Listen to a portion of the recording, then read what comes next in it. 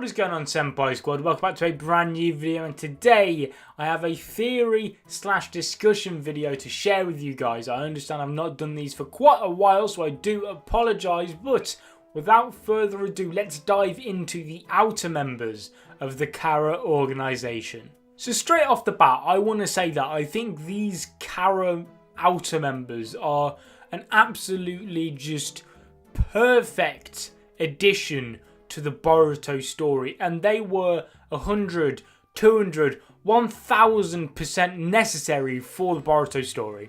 Now I'm going to try my very best to try and explain why I think this is, but my past experiences tell me that I'm not going to do a good job, so I do hope at least a small portion of you guys will try and get where I'm coming from with what I'm about to say.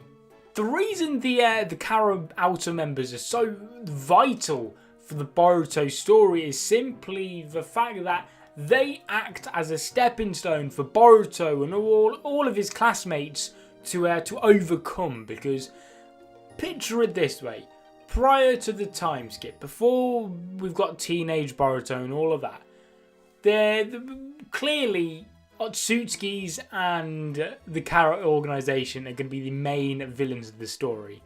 Boruto and all of his genin / chunin friends, are they strong enough to take out an Otsutsuki? 90% of the time, no.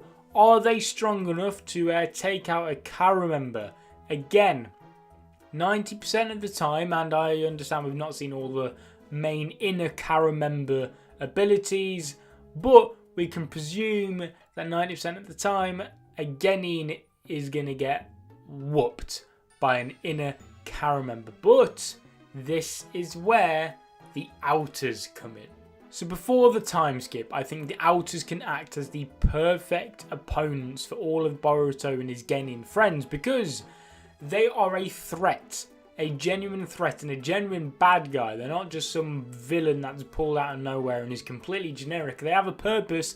They are still linked with the main evil organisation of the stories, but they're almost like a slightly weakened down version, and they can easily be killed off without much of an impact on the story. Whereas if we just had Boruto versus someone like Delta or Kashinkoji, and Boruto defeated them at age 12 or even killed them, then the power scaling is thrown way off at that point. So by introducing outer members, it gives Boruto someone that he can not easily, but he can defeat and kill. And we saw this in the latest chapter that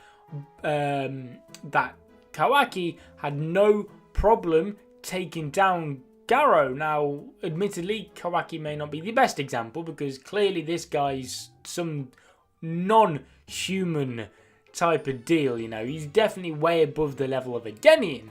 But we saw it with Ao.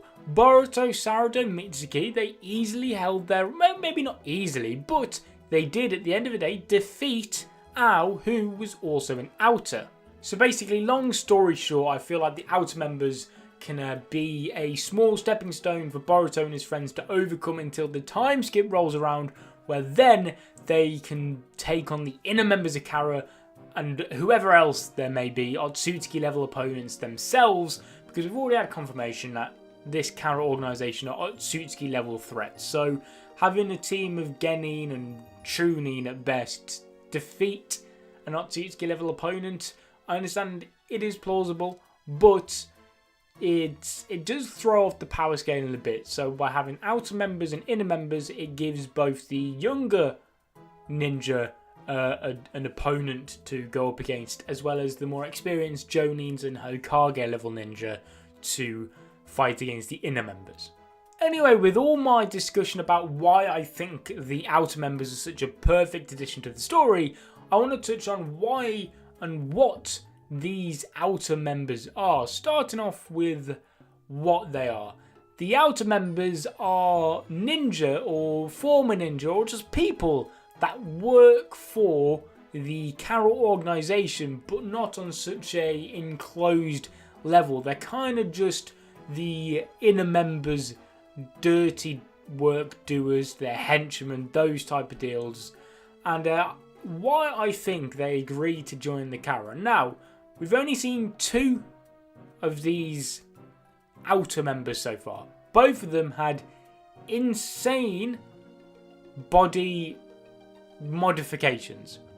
They were half robot, more or less. Ao, I swear, like half of his body or most of his body was completely robotic, and same goes for Garo. Garo was like probably like 90% robot, and I don't think this is a coincidence. My theory is that Kara take in and find people on the brink of death or with nothing more to live for and kind of take them in. Obviously, Ao was presumed dead in the ninja war, and I believe Katasuke was the one that actually kind of revived him and gave him all of these body modifications. But we know that Ao, he didn't go back to the mist, he retired being a ninja.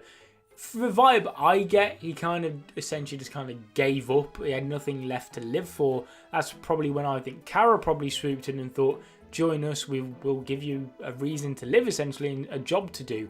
And Ao was probably thinking to himself, you know what, that's fine by me. He then used to put Katasuke under the Genjutsu to get stuff about the ninja tech, which we'll see with Garo. I'm not too sure how much they needed that ninja tech information, but they wanted it regardless.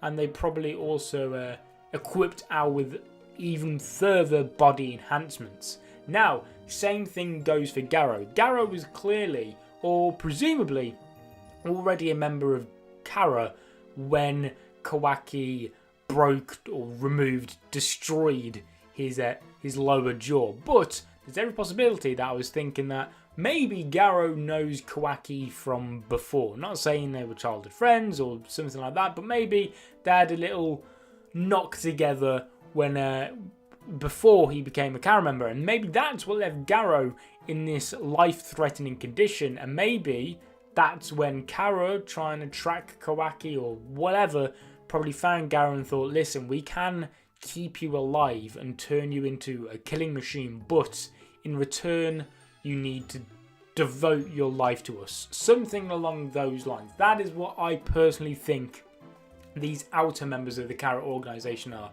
I feel like they're people who are on the brink of death, or inside they're on the brink of death to the point where they've just got no will to live, nothing to live for anymore.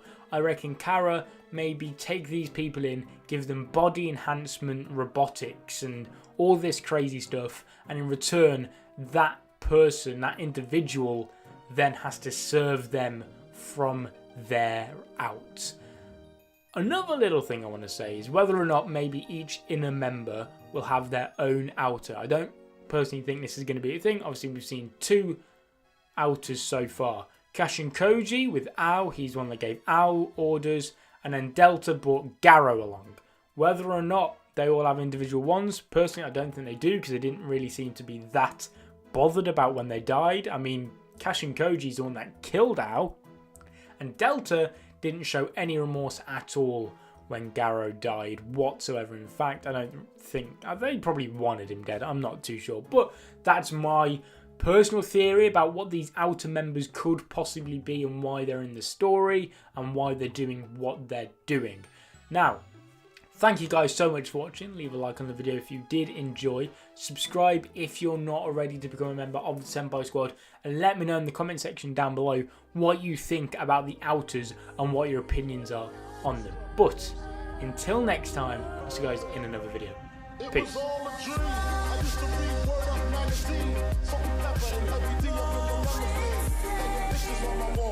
Every Saturday, rapping back, Mr.